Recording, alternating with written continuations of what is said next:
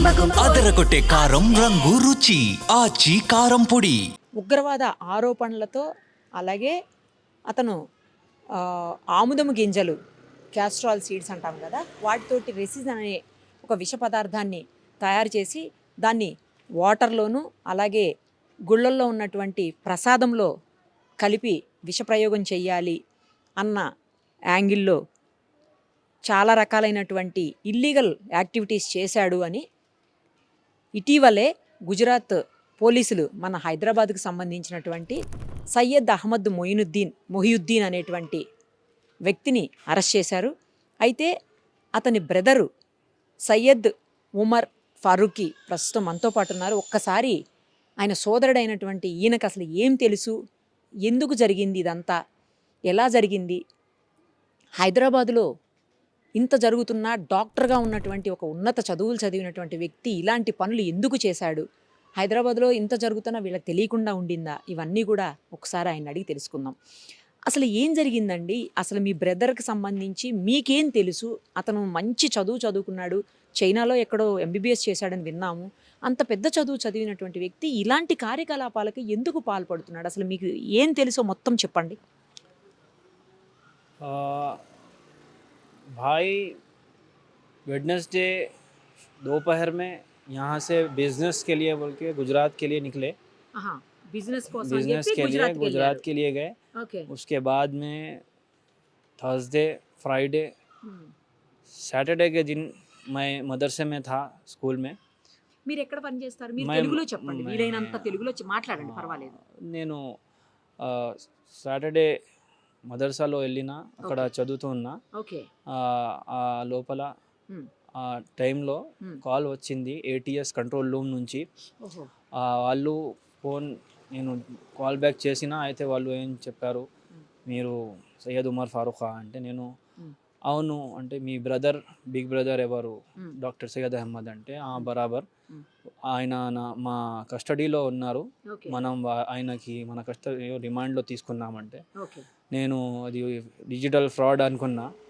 ఇవాళ మధ్యలో చాలా ఎక్కువ ఇది డిజిటల్ ఫ్రాడ్ అయినాయిగా, అలానే అనుకున్నా. కానీ అది వాళ్ళు మాట్లాడించారు. అయితే నేను మాట్లాడినా, అప్పుడు నాకు తెలిసిపోయింది ఇది మా అన్నయ్య అని. అన్నని అడిగినా ఏమైంది అని అంటే, ఆయన చెప్పాడు, నేను ఇక్కడ నాకు ఈ బిజినెస్ అని పిలిచారు, పిలిచి నేను అక్కడ నుంచి ఏదో వాళ్ళు తేమన్నారో అది ఇచ్చేసా. రిప్లైలో అమౌంట్ ఇస్తారు కదా, ఆ అమౌంట్ ఇస్తారు అని అమౌంట్ బ్యాగ్లో పెట్టి ఇచ్చామని కార్లో పెట్టారు. నేను ఓపెన్ చేసి చూసిన, దానిలో ప్యాక్స్ ఉన్నాయి. ప్యాక్స్ ఉంటే నేను ఏంటి అమౌంట్ ఎక్కడ అంటే, దీనిలో అమౌంటే ఉన్నాయి, మీ అమౌంట్ అని చెప్పారు. నేను ఓకే అని పెట్టుకొని బయలుదేరిన. కొంచెం దూరం వెళ్ళిందిగానే ఏటీఎస్ టీం వచ్చారు, నాకు స్టాప్ చేసి, మనం ఏటీఎస్ కంట్రోల్ రూమ్ నుంచి వచ్చినాం, చెకింగ్ చేయాలి అని చెప్పారు. చెకింగ్ చేశారు. అప్పుడు మా అన్న కూడా ముందు ఉన్నారు. అది చెకింగ్ చేయడానికి మొత్తం ప్యాక్స్ మొత్తం చేయించి ఓపెన్ చేసి చూస్తే అక్కడ గన్స్, బుల్లెట్స్ అది అన్నీ కనిపించాయి. మా అన్నకి కూడా అప్పుడే తెలిసింది. అక్కడ అసలు షాక్ అయిపోయారంట. ఇది ఏంటి అమౌంట్ చెప్పారు కానీ ఇది అమౌంట్ లేదని షాక్ అయిపోయి, ఇక అక్కడి నుంచే అన్న అది బ్రేక్ అయిపోయారు. అక్కడ నుంచి అన్నకి తీసుకొని వెళ్ళి రిమాండ్లో పెట్టారని చెప్పారు. తర్వాత ఐటీఎస్ కంట్రోల్ రూమ్ ఆఫీసర్ మాట్లాడి, మీరు ఎప్పుడైనా వస్తారంటే మీరు రండి, ఎవరికైనా తీసుకురావాలంటే తీసుకురావండి, మనం మీకు మీటింగ్ అరేంజ్ చేస్తామని వాళ్ళు చెప్పారు. సెకండ్ రోజు వచ్చి సండే ఆఫ్టర్నూన్ చెప్పారు, మా అన్న రూమ్లో ఏదో సామాగ్రి ఉన్నాయని ఫోన్ చేశారు. వాళ్ళు ఫోన్ చేసి డ్రమ్లో ఏదో ఉంది, ఇంకా ఏదో మషీన్ ఉంది అది అని చెప్పారు. అసెటాన్ అని ఒక కెమికల్ బాటిల్స్ కూడా ఉంటాయి, అది కూడా ఉన్నాయి. వాళ్ళందరినీ మీరు ఎవరికి లోపల రాకుండా అది రూమ్ లాక్ చేసేయండి, మనం వస్తాం, మనకి ఇది హ్యాండ్ ఓవర్ చేసేయండి అని చెప్పారు. తర్వాత నేను ఇంటికి వచ్చి అది రూమ్ని లాక్ చేసేసా. నిన్న రాత్రి వాళ్ళు 2:00కల్లా 3:00కల్లా అలా లోపల వచ్చారు. వచ్చి ఏదేదో ఉన్నాయో అది మొత్తం తీసుకొని అక్కడి నుంచి వెళ్ళిపోయారు. ఏమున్నాయి అందులో? అదే రైజిన్ పల్ప్, అది ఎసెటాన్ కెమికల్, ఇంకా అది cold press machine, oil machine అది ఉన్నాయి అక్కడ. అంటే మరి అప్పుడు పోలీసులు చెప్పినట్లుగా ఈ ఏదైతే క్యాస్ట్రాల్ సీడ్స్ తోటి విష పదార్థం, రెసిన్ అనే విష పదార్థం చేస్తున్నారని చెప్తున్నారో అది ఉన్నట్లే కదా, అది తయారు చేసినట్లేగా అయితే. అవును అవును, మనం మనం మన కళ్ళాలతో చూసినాం, కానీ మనకి కూడా, నాకి కూడా, మీకి కూడా, పబ్లిక్కి అందరికీ కూడా, పోలీసులకి కూడా నేను అనుకుంటున్నా ఇంతకుముందు దీంతో విషం పాయిజన్ అని ప్రొడ్యూస్ చేయవచ్చు, కానీ అలా మనకి తెలియదు. మీకు తెలుసా ఇప్పటికన్నా ముందు ఇలా విషం అవుతుంది రైజిన్తో అని? మనకి తెలియదు. అలా అంటే మా అన్నకి కూడా దీని గురించి తెలియదు. ఆయనకి ఏదో బిజినెస్ కాల్ చేసి ఇలా చేయండి, దీనికి మనం మీకు ఈ ప్రాజెక్ట్ ఇస్తున్నాం, మీకు దీనికి డబ్బులు ఇస్తామని చెప్తే అన్న ఏమో బిజినెస్ అని అనుకొని చేశాడు. అంతేగాని ఇది దీంతో విషం అవుతుందని ఇంటెన్షనల్లీ ఆయన ఏం చేయలే. ఇప్పుడు మరి అది ఉందా, ఆ విష పదార్థం ఉందా? తీసుకుని వెళ్ళిపోయారా పోలీసులు? లేకపోతే మీ అన్ననే ముందు గుజరాత్ పోయారు కదా, ఆ టైంలో ఆయనే తీసుకుపోయిండా? కాదు, ఇది ఇక్కడ రూమ్లో ఏదో ఉన్నాయో అది తీసుకొని వెళ్ళారు పోలీసులు. ఇంకా అక్కడ అన్న ఏం తీసుకువెళ్ళాడు, ఆయిల్ తీసుకువెళ్ళాడు లేదా అది పదార్థం తీసుకొని వెళ్ళాడు, అది నాకు తెలియదు. ఓహో, అది పోలీసులు ఏం చెప్పలేదా? ఏం చెప్పలే. నేను ఇప్పుడు ఎంత నాకు తెలిసింది అంత ఏమో చెప్తున్నా. ఇంతగా ఎక్స్ట్రా అంటే నేను వెళ్ళి అక్కడ నుంచి అన్నని కనుక్కొని అసలు నిజం ఏంటో అడుక్కొని మళ్ళీ చెప్పచ్చు. మీ అన్న డాక్టర్ చదివాడు కదా, డాక్టర్ చదివి ప్రాక్టీస్ చేస్తలేడా? కాదు, అన్న 2007 నుంచి 13 వరకు MBBS స్టడీ పూర్తి చేసి చైనాలో చేసి అప్పటి నుంచి 2022 దాకా యాజ్ ఎ డాక్టర్ హాస్పిటల్స్లోనే చేశారు. నాకు అన్నీ తెలియదు, కానీ రెండో తెలుసు, ఇది నెఫ్రోప్లస్ అని ఒకటి దాంట్లో చేశారు. ఇంకా హైటెక్ సిటీ మాదాపూర్ అక్కడ ఏమో అది వెళ్తున్నారు డైలీ యాజ్ ఏ రొటీనే ఉంది అన్నది. కానీ అన్నకి బిజినెస్ అంటే ఇష్టం, ఎవరైనా సరే బిజినెస్ చేయాలి అంటారు. అయితే ఈ లాక్డౌన్లో కూడా పాండమిక్లో చాలా డాక్టర్స్ అవసరం ఉంటే అప్పుడు కూడా చేశారు. కరోనా వారియర్స్లా ఆయన కూడా సర్వ్ చేశారు.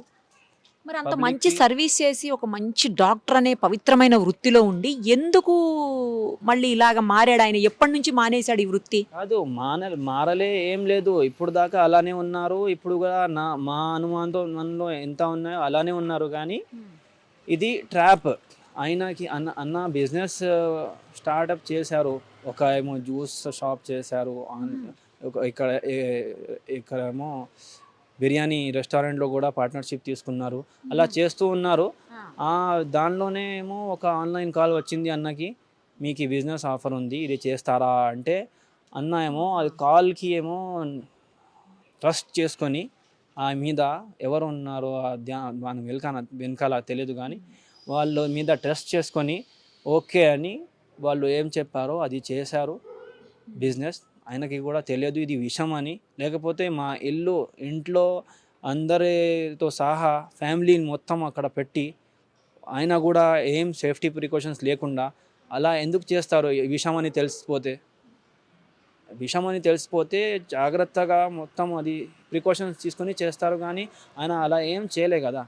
అలా చేస్తే అనుమానం వస్తుంది, ఏదో చేస్తున్నాడు అని అనుమానం వస్తుంది. కానీ ఆయన నార్మల్గా ఎలా కొబ్బరి నూనె తీస్తుంటారు, పల్లి నూనె తీస్తుంటారు, అలానే ఇది రైజిన్ నూనె కూడా ఆయన తీశాడు, కెమికల్స్ కూడా అలానే వేశారు, మొత్తం అలానే చేసి తర్వాత పెట్టేసి వెళ్ళారు. అంతేగాని ఏదో అనుమానం కొంచెం కూడా మనకి కూడా రాలే, మనం కూడా అదే అనుకుంటున్నాం. ఆయనకు కూడా ఏం తెలియదు విషయం అని. అక్కడ వెళ్ళిన తర్వాత పోలీసులు వాళ్ళని రిమాండ్లో తీసుకున్న తర్వాత పోలీసులే ఆయనకి చెప్పారు నువ్వు ఇది చేస్తున్నావు అని. అప్పుడు ఆయనకి తెలిసింది ఆయన మీద అది ఫ్రాడ్ ట్రాప్ అని. డాక్టర్ వృత్తి ఎప్పుడు మానేశారు? ఆ ప్రొఫెషన్ ఎప్పుడు వదిలేశారు? ప్రొఫెషన్ వదలలే, ఇప్పుడు కూడా డాక్టరే ఉన్నారు. మ్మ్. 2022లో ఏమో పాండమిక్ తర్వాత కొంచెం డబ్బులోకి మ్మ్. అంటే యాజ్ ఎ డాక్టర్ ఆయనకి సంపాదన ఏదో శాలరీ వస్తుంది, కానీ ఇది క్రైసిస్కి ఫైనాన్షియల్ క్రైసిస్ ఇన్ని పెరిగాయి కదా, మ్మ్. మ్మ్. అయితే సైడ్ బిజినెస్ కూడా చేయాలి. అయితే అప్పుడు 2022లో ఐటీ డిపార్ట్మెంట్కి చేరారు. అక్కడ నేను వెళ్తే షిఫ్ట్ అయితే కొంచెం శాలరీస్ ఇంక్రీజ్ అవుతాయి అని ఆన్లైన్ ఐటీ డిపార్ట్మెంట్లో అది డాక్టర్ పనిచేస్తున్నారు. ఇప్పుడు దాకా అదే పనిచేస్తున్నారు. ఓకే. డాక్టర్ ఉన్నారు, డాక్టరీ చేస్తున్నారు, సైడ్లో ఏమో ఇది బిజినెస్లో చేసుకుంటున్నారు. అయితే ఇప్పుడు అదే బిజినెస్లో వెళ్ళారు. జాబ్ సండే ఫ్రైడేకి కూడా ఆయన డాక్టర్ జాబ్ చేశారు, ఓ. ల్యాప్టాప్తో చేశారంట. మ్మ్. కానీ ఇది ఒక ట్రాప్లో పడిపోయారు. ఆయన అక్కడే బాధతో ఉన్నారు, మనం ఇక్కడ బాధతో ఉన్నాం. ఇప్పుడు ఆయనకి భార్య పిల్లలు ఉన్నారా? లేదు, అది 2021లో ఒక మ్యారేజ్ అయింది ఆయనకి. అయితే అది ఒక 2 monthsలో ఏమో బ్రేక్ అయిపోయింది. అది కూడా బాధ ఎక్కువ ఉన్నది ఆయనకి. కానీ మూవీ ఫ్యామిలీ ఉన్నది, అది మనం ఉన్నాం. ఎవరెవరు ఉంటారు మీతో మా పాటు? అమ్మ, మా చెల్లెలు, ఆ, 2 చెల్లెలు ఉన్నారు. ఇంకా ఒక అన్న కూడా ఉంటారు. ఇంకో అన్న కూడా. ఆ, ఈయన పెద్దన్న, ఈయన పెద్దన్న. ఇంకో అన్న ఉన్నాడు. ఇంకా అన్న సౌదీలో ఎంటెక్ జాబ్ చేస్తున్నారు. ఓకే. ఇక్కడ 3 అన్న బీటెక్ జాబ్ సర్చింగ్లో ఉన్నారు. మ్మ్. మొత్తం మనం ఎడ్యుకేటెడ్ ఫ్యామిలీయే. అదే. ఇది విషయాలు అది మీ ఇది నాన్నగారు? నాన్నగారు లేరు. అయితే ఇది విషయం అది ఇది అని మనకి దీంతో ఏం సంబంధం లేదు. మ్మ్. కానీ ఇప్పుడు ట్రాప్లో పడిపోయాం. అయితే ఏమేం చెప్తున్నారో అది వింటున్నాం. ఎవరికి ఎంత నోరు ఉంది అంత మాట్లాడి చెప్తున్నారు, కానీ వాళ్ళ దగ్గర కూడా ఇది ఏం అది లేదు, ఎవిడెన్స్ లేవు. కానీ ఇప్పుడు ఉన్నాయి, మన నోరు ఉంది, మన మాట ఉందని చెప్తున్నారు, కానీ అది నిజం కాదు. ఓకే. ఇప్పుడు ఇన్వెస్టిగేషన్ టీం నిజంగా ఇన్వెస్టిగేట్ చేయాలి. అన్నకి ఎవరు ట్రాప్లో పడేశారో వాళ్ళని పట్టి వాళ్ళని శిక్షించాలి. ఇంకా మా అన్నని ఏమో ఇంకా ఈయన మీద కూడా ఇన్వెస్టిగేట్ చేయాలి. చేయాలి. తప్పు ఈయన చేస్తే మాత్రం తప్పు చేయకపోతే ఈయనని ఏమో వదిలేయాలి. వదిలేయాలి, ఆ సమ్మానంతో వదిలేయాలి. తప్పు చేస్తే తప్పు మాత్రం చేస్తే మాత్రం మీరు కానీ నేను కానీ ఎవరైనా తప్పు చేస్తే ఇలాంటి తప్పులకి అయితే ఖచ్చితంగా శిక్ష పడాలి. శిక్ష పడాలి. ఎందుకంటే ఇది ఇస్లాం అనేది మనకి ఇలాంటిది నేర్పించదు. ఓకే. ఎప్పుడు ఏం చెప్తారు దాని బ్రదర్హుడ్ అని, ఇక హ్యూమానిటీ, ఇది ఇస్లాం టీచింగ్స్ ఉన్నాయి. ఓకే. మనం ఇది చేయాలి. మన ఇండియన్ కంట్రీ కాన్స్టిట్యూషన్ కూడా మనకి ఇదే టీచింగ్స్ ఇస్తుంది. Correct. కానీ ఇలాంటిది పనులు చేస్తే ఎవరికైనా శిక్ష పడాల్సిందే. ఎవరైనా వాడిని కాపాడాలనుకున్నారో అది రాంగ్. కరెక్ట్ చెప్పినారు మీరు. తప్పు చేస్తే శిక్ష పడాల్సిందే. ఎస్. ఇప్పుడు అతనికి ఎంత ఉంటుంది పర్ మంత్ ఇన్కమ్, ఎంత ఉంటుంది? ఇప్పుడు ఆయనకి తెలియదు, కానీ ఆయన పెద్ద అన్న ఎంత అప్రాక్సిమేట్లీ నేను చెప్పొచ్చు అంటే 70, 75, 80 అలా ఉండొచ్చు.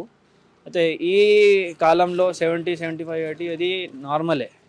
అది మీకు ఇస్తారా లేకపోతే ఆయన్నే యూస్ అది చేసుకుంటారా? కాదు, ఇప్పుడు ఏమో కొన్ని రోజుల నుంచి కొన్ని మంత్స్ నుంచి అది బిజినెస్ అని కొంచెం మైండ్ సెట్ అక్కడ డైవర్ట్ అయ్యి అక్కడ వేస్తున్నారు డబ్బులు.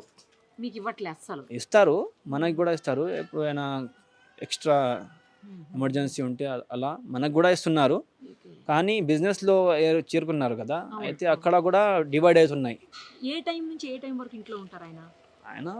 నార్మల్గా మార్నింగ్ నుంచి ఈవినింగ్ దాకా నైట్ దాకా ఉంటారు. కానీ ఆయన షిఫ్ట్ ఏమో మధ్యాహ్నం నుంచి 11 వరకు.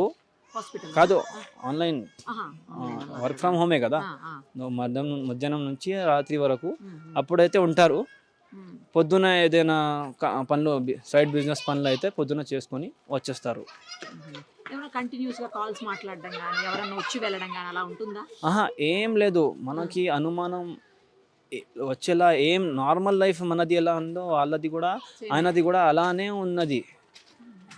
ఏం నార్మల్ వ్యక్తి ఎలా ఉంటారో ఆయన కూడా అలానే ఉన్నారు. కానీ ఇది ఎలా పడిపోయారో, ఎవరు వచ్చి ఫోన్ కాల్ చేసి ఎవరు మాట్లాడతారా రెగ్యులర్ గా ఫోన్ కాల్స్ మాట్లాడుతుంటారు ఎవరితోటన్నా? కాదు అలా మతలబ్ మనకి చూస్తే అనిపిస్తుందిగా ఏది ఎంత ఫోన్ మాట్లాడుతున్నాడు అని అనిపిస్తుంది కదా. అది కూడా లేదు. లేదు, నార్మల్ లైఫ్, జాబ్ చేసేసి పడుకుంటారు. పొద్దున లేచిన తర్వాత ఏదో సైడ్ బిజినెస్లు ఏమేం నీడ్ ఉన్నాయి అది చేసుకొని షాప్లో ఏమేం జరూరత్కి సామాన్ కావాలి అది తెచ్చేసి మళ్ళీ జాబ్కి వచ్చేస్తారు. ఇప్పుడు ఓన్లీ ఈ మస్టర్డ్ సీడ్స్ తో ఒక్కదాంతోనే చేస్తారా ఆయిల్ తీయడం? మిగతా అన్నిటితోనే చేస్తాడా ఆయన? ఇప్పుడు అది కూడా అక్కడ నుంచి కాల్ వచ్చి అది అడిగారని అది మిషన్ తెచ్చారు, అది చేశారు. కానీ ఇంతకుముందు ఆయిల్ తీయడం అదంతా ఏం లేదు. అది ఏం మనకి తెలియదు అసలు. ఎక్కడి నుంచి తెచ్చారు మిషన్? అది కూడా తెలియదు. ఈ ఏటీఎస్ టీమ్ నిన్న వచ్చి చెప్పారు ఏదో OLX నుంచి కొన్నారంట. ఇప్పుడు అక్కడ కూడా వెళ్ళాలి, అక్కడ నుంచి కూడా ఇన్వెస్టిగేట్ చేయాలని టీం చెప్పింది నిన్న. ఇప్పుడు ఏమన్నా దొరికిన వాటిల్లో ఏమన్నా పాయిజనస్ మెటీరియల్ ఏమన్నా ఉందా? మనకైతే ఏం అలా అనిపించలే పాయిజనస్ ఉంది అని. ఎందుకంటే మనం ఇంట్లోనే ఉన్నాం, లేకపోతే ఇప్పుడు దాకా మనం పోయేవాళ్ళం. కానీ అది ఇలా పాయిజనస్ అని ఏం తెలియలే. కానీ ఇప్పుడు ఇన్వెస్టిగేషన్ టీం చెప్తుంది కాబట్టి వాళ్ళు నిజమని మనం చెప్పాలి. ఎందుకంటే మనకైతే అంత నాలెడ్జ్ లేదు. మరి మీరు ఏమనుకుంటున్నారు, ఎందుకు ఇలా జరిగింది? మనం ఏదో ఫేట్, ఏదో అలా కిస్మత్ అని చెప్తారు కదా, అది వచ్చి ఇలా అయిపోయింది అనుకుంటా. కానీ ఒకే ఒక మాట చెప్తున్నా, ప్రభుత్వంని కూడా మీడియాని కూడా ముందు వెళ్ళి మనం డిసిషన్స్ తీసుకోవద్దు. ఫస్ట్ మీడియాలు కూడా ఫస్ట్ ఇన్వెస్టిగేట్ చేయాలి మొత్తం, తర్వాత మనం బయట పెట్టాలి. లేకపోతే పబ్లిక్లో ఏం బ్యాడ్ ఇమేజ్ వచ్చేస్తుంది.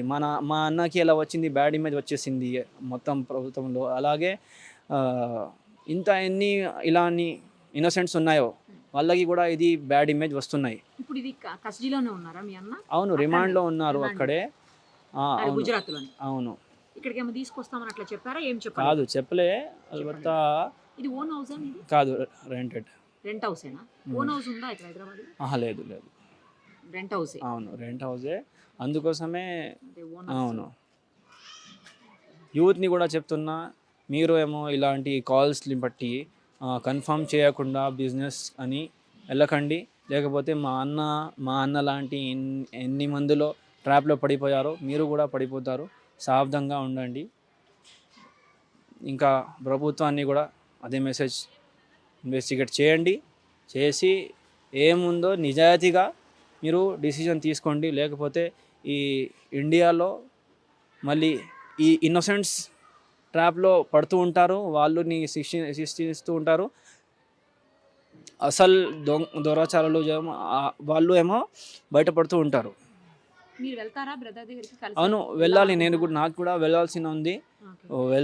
వెళ్ళి అక్కడ నుంచి ఏం చెప్తారు అన్న అది కనుక్కొని వస్తాం.